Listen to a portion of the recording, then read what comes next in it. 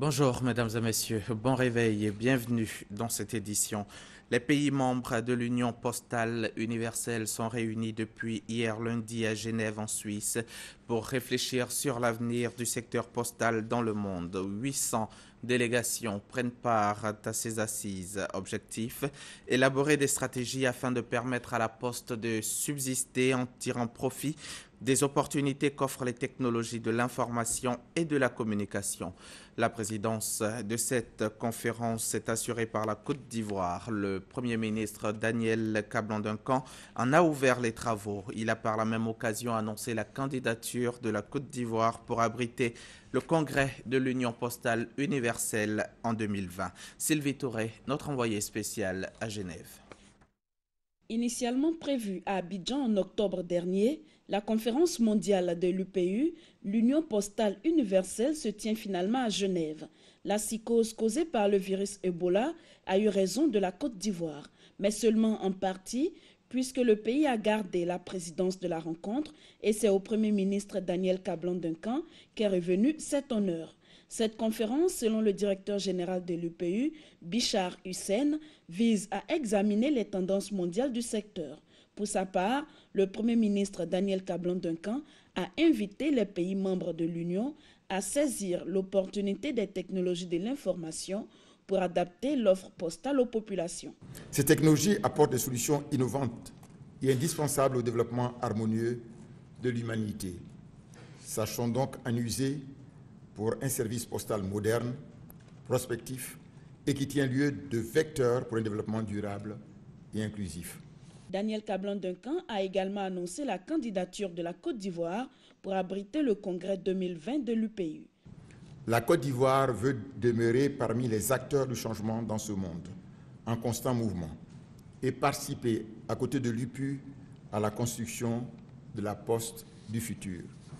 C'est dans ce cadre que la Côte d'Ivoire, après les deux rendez-vous manqués, à savoir le congrès mondial de l'UPU en 2004 et la conférence stratégique de l'UPU en 2014, et comme je le disais tantôt, découragement n'est pas ivoirien, la Côte d'Ivoire, dis-je, serait très heureuse et honorée d'accueillir le congrès mondial de l'UPU en 2020. Dans un message vidéo, le secrétaire général de l'ONU, Ban Ki-moon, a témoigné son soutien à cette conférence stratégique. Il a souhaité que 2015 soit l'année de l'action mondiale. Présente avec les acteurs clés du secteur postal, la Côte d'Ivoire entend tirer le meilleur profit de cette rencontre. Nous avons plutôt bon espoir.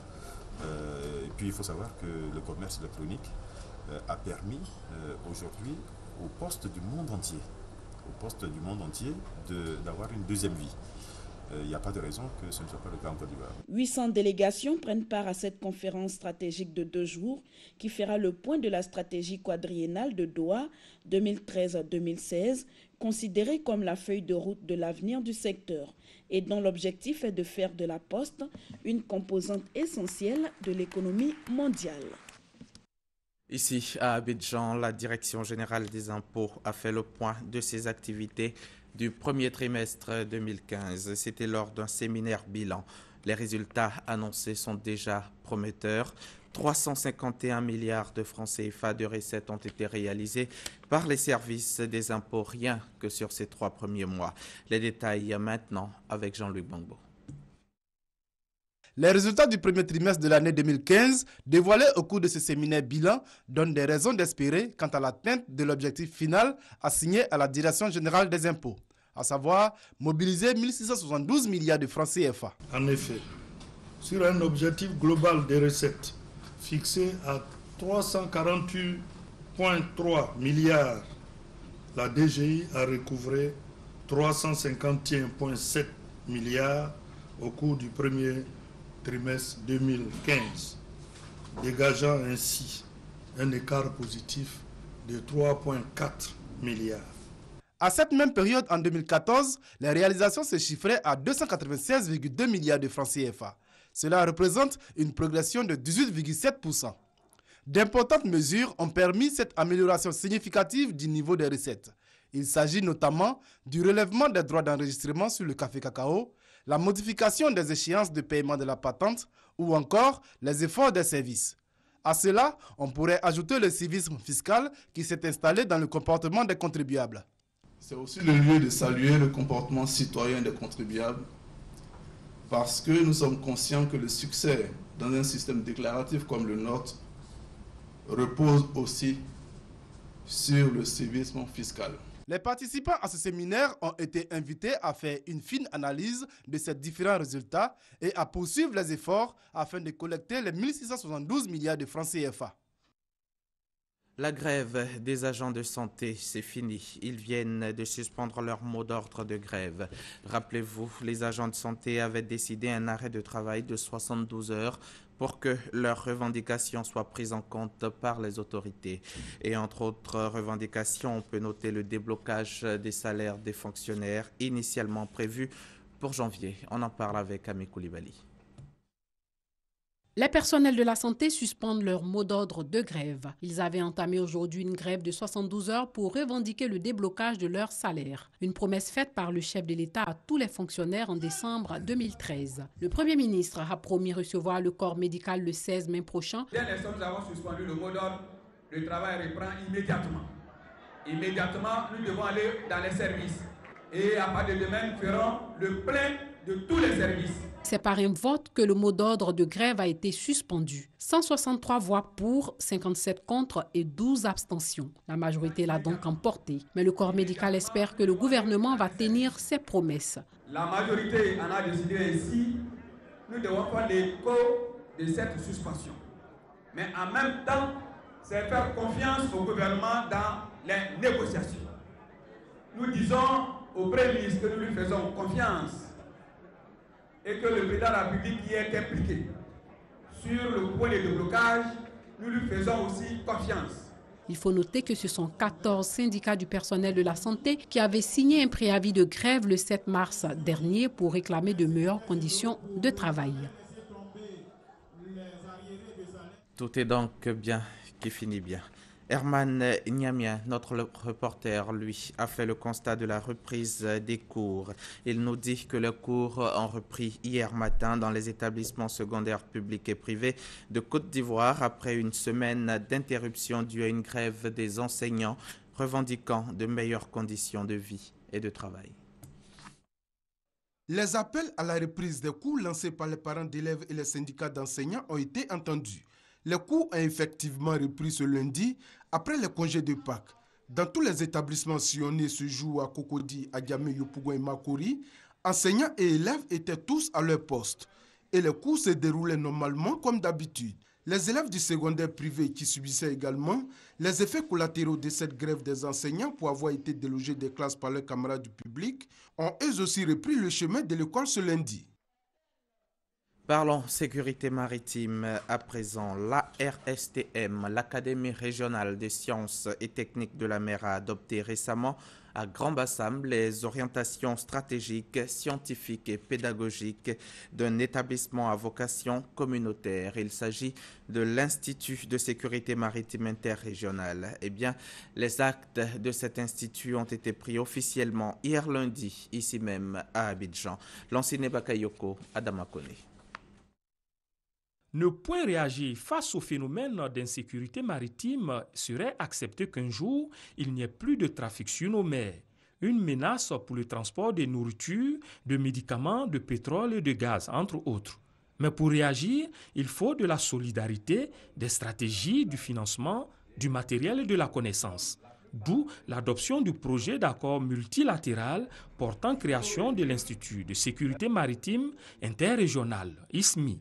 Il faut apprendre à se défendre ensemble contre des nouveaux dangers qui ont surgi au cours des 2 dernières décennies, parmi lesquels la piraterie, au-delà des problèmes d'environnement stricto sensu, les problèmes de pêche. Et c'est une bonne façon de répondre, effectivement, tous ensemble, à ces différents problèmes. En plus d'être une réponse internationale à l'insécurité maritime ambiante dans le golfe de Guinée, l'objectif de cet institut est d'assurer la formation et le renforcement de capacités des personnes, des administrations et autres entités privées ayant des activités en mer. Il vise surtout à conduire en toute efficacité les missions de sécurité, de sûreté maritime et de protection du milieu marin. L'Institut sera logé au sein de l'Académie régionale des sciences et techniques de la mer. un atout pour la Côte d'Ivoire. L'Institut de sécurité maritime qui sera installé à l'Académie va permettre à la Côte d'Ivoire de se repositionner encore une fois dans le secteur maritime. Ça va permettre de former des Ivoiriens, mais également ça va permettre de former des personnels de tout le golfe de Guinée. Et ça repositionne la Côte d'Ivoire comme étant leader dans le secteur maritime. L'établissement bénéficiera de tous les avantages accordés aux institutions diplomatiques. Plusieurs ambassadeurs étaient présents à la cérémonie de restitution. Dans la région de la Bagoué, la question de l'emploi préoccupe la jeunesse et les cadres. Les deux parties se sont rencontrées récemment au cours de cette réunion. Le ministre Bruno Nabagné-Koné, cadre donc de la région, a offert 200 cartes jeunes du FNJ aux jeunes. Grâce à ces cartes, ces jeunes de la Bagoué doivent pouvoir travailler dans plusieurs secteurs d'activité. Mamadou Kouassi a préparé la réunion. Son compte rendu. Le FNJ, à la rencontre des jeunes de la région de la Bagoué, au nord de la Côte d'Ivoire. Le Fonds national de la jeunesse est allé sensibiliser les jeunes de cette région sur l'entrepreneuriat, car la culture entrepreneuriale constitue la seule alternative dans la lutte contre le chômage. À la demande du ministre Bruno Nabagné-Koné, fils de la région, les jeunes de Bundiali, de Kouto, de Tengrela, de Kolia, de Gbon et ceux de Kasséré ont reçu les rudiments nécessaires pour l'élaboration de projets. Des projets qui seront par la suite financés par le FNJ. Que vous soyez allé à l'école ou que vous ne sachiez pas lire un seul mot, vous avez le Fonds national de la jeunesse comme solution pour faire de vous des hommes qui créent leur propre entreprise, qui peuvent embaucher d'autres personnes. Le ministre Bruno Nabagné-Koné a offert 204 jeunes, des cartes qui donnent droit au financement de projets. Il a saisi l'opportunité pour encourager les jeunes à l'auto-emploi afin de contribuer au développement de leur région. Croyez en votre région. Et surtout, j'insiste là-dessus, croyez en vous-même. Personne ne viendra transformer votre vie à votre place. Et puis sachez que vous pouvez changer votre vie. Les séances d'explication des techniciens du FNJ ont permis de présenter les acquis du Fonds national de la jeunesse. Déjà, plus de 15 000 emplois directs et indirects ont été créés grâce au financement du FNJ. Au Nigeria, il y a un an, jour pour jour, que 276 lycéennes ont été kidnappées dans la ville de Chibok au nord-est du pays. Depuis, une soixantaine de jeunes filles auraient réussi à s'enfuir. Les autres sont toujours aux mains du groupe islamiste Boko Haram, dont le chef avait menacé de les vendre comme des esclaves ou de les marier de force.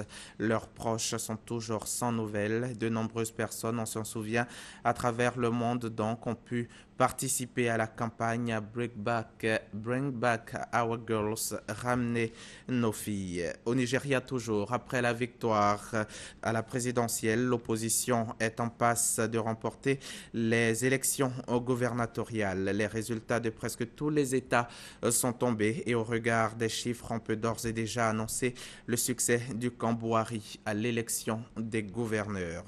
Et puis, un appel de l'opposition à manifester pour protester contre l'insécurité en Guinée a paralysé hier lundi la ville de Conakry, faisant au moins 9 blessés par balle à la suite d'échauffourées entre manifestants et forces de l'ordre. Bonne journée de mardi sur la chaîne qui rassemble.